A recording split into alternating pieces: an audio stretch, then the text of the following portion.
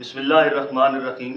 عزیز طلبہ اور معزز ناظرین، آج سے ہم ترجمۃ القرآن کے ایک نئے سلسلے کا آغاز کر رہے ہیں، جس میں ہم انشاءاللہ العزیز جماعت نحم کے سلیبس کی کتاب ترجمۃ القرآن المجید کا ترجمہ پڑھنے کی سعادت حاصل کریں گے۔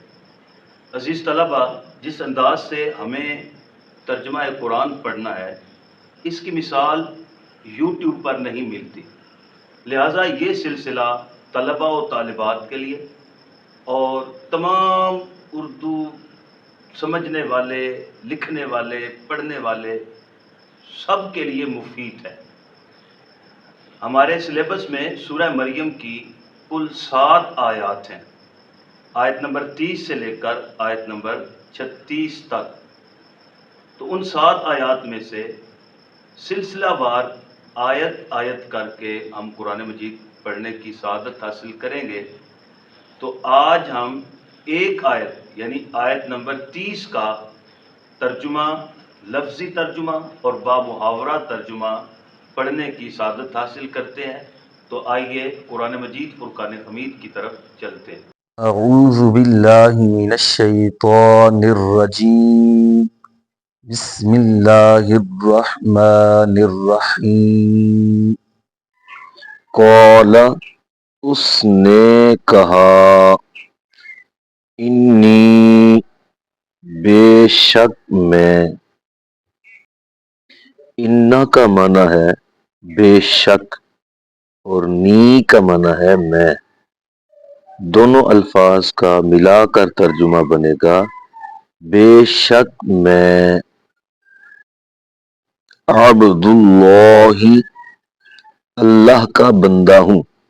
عبد کا معنی ہے بندہ اور اس ترکیب کا معنی بنے گا اللہ کا بندہ۔ آتانی الکتاب، اس نے مجھے دی ہے کتاب۔ آتا، اس کا معنی ہے اس نے دی، نی کا معنی ہے مجھے، الکتاب، کتاب۔ اس پوری ترکیب کا معنی بنے گا اس نے دی ہے مجھے کتاب۔